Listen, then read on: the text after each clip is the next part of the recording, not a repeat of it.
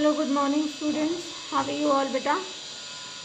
देखिए आज हम क्लास 8 में चैप्टर नंबर 8 करेंगे, वीडियो 60, ठीक है ना। तो ये क्वेश्चन हम करते हैं, आगे पढ़ते हैं इस चैप्टर को। जीवाणु कोशिका का केंद्रक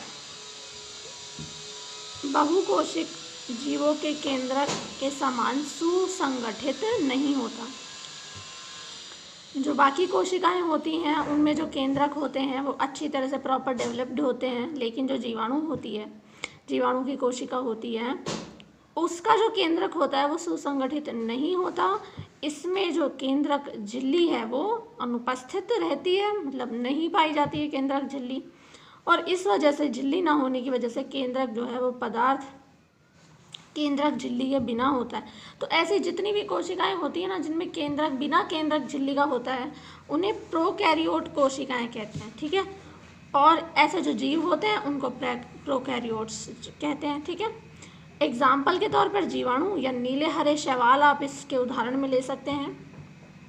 प्याज की झिल्ली तथा गाल की कोशिकाओं जैसी कोशिकाओं में झिल्ली युक्त सुसंगठित केंद्रक जो है पाया जाता है वो यूकैरियोटिक कोशिकाएं, जिनमें केंद्रक अच्छे से पाया जाता है वो तो होती हैं यूकैरियोटिक, ठीक है। और जिनमें नहीं पाया जाता वो होती हैं प्रोकैरियोटिक, ठीक है बेटा। तो इस बात को आपको ध्यान में रखना है। इसके बाद आप देखिए यहाँ पर प्याज की झिल्ली की कोशिकाओं का प्रेक्षण करते समय क्या आपने कोशिका द्रव्य के बीच में ये जो खाली स्थान होता है इस स्थान को देखा है। तो जो खाली स्थान होता है ना, जहाँ कुछ नहीं होता वहाँ पे रिक्तिका होती है, वो रिक्तिका होती है ना। ये बहुत बड़ी हो सकती है, ठीक है। तो आप ये देखेंगे जो पादप कोशिकाएं होती है ना, ये पादप कोशिका है और ये जंतु कोशिका है। तो जंतु कोशिकाओं में तो देखो रिक्तिका छोटी छोटी होती हैं, है ना के बराबर होती हैं, और जो पादप कोशिका होती है उसमें बहुत बड़ी बड़ी रिक्तियाँ होती हैं। तो बड़ी रिक्तिकाएं पौधे की कोशिकाओं में और जंतु की कोशिकाओं में बहुत ही छोटी होती हैं, ठीक है। आपने ट्रांडेस्केंशियम की पत्ती देखी होगी अगर, तो उसमें छोटी छोटी अनेक रंगीन संरचनाएं होती हैं। ये पत्तियां कोशिका द्रव्य में फैली रहती हैं। ये पत्ती की कोशिका द्रव्य ना इसमें पूरी में फैली रहती है, इन्हें प्लास्टिड कहते हैं।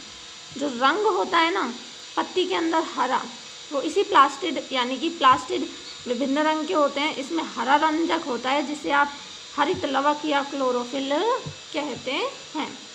हरे रंग के प्लास्टिड को आप क्लोरोप्लास्ट या हरित लवक कहते हैं, है ना। ये पत्तियों को हरा रंग प्रदान करता है। और आपको याद होगा अगर कि पत्तियों के क्लोरोप्लास्ट में उपस्थित क्लोरोफिल प्रकाश संश्लेषण के लिए बहुत ही ज़्यादा, प्रकाश संश्लेषण के लिए सबसे ज़्यादा ज़रूरी ही क्या है, क्लोरोफिल ज़रूरी है, ठीक है। तो यहाँ पर देखिए एक टेबल है जिसमें आपको पादप कोशिका और जंतु कोशिका दोनों के मध्य अंतर करना चाहें तो आप आराम से कर सकते हैं। कोशिका झिल्ली के हिसाब से अगर अंतर करें तो दोनों कोशिकाओं में कोशिका झिल्ली होती है। भित्ति सिर्फ पादप कोशिका में होती है, उनको कठोर बनाने के लिए यहाँ नहीं होती है। केंद्रक दोनों में होता है, केंद्रक झिल्ली भी दोनों में होती है, कोशिका द्रव्य भी होता है।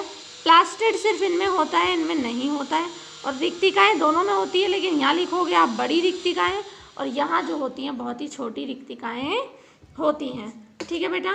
तो इस तरीके से आपका ये चैप्टर था कोशिका और उसके प्रकार, जो आज कंप्लीट होता है।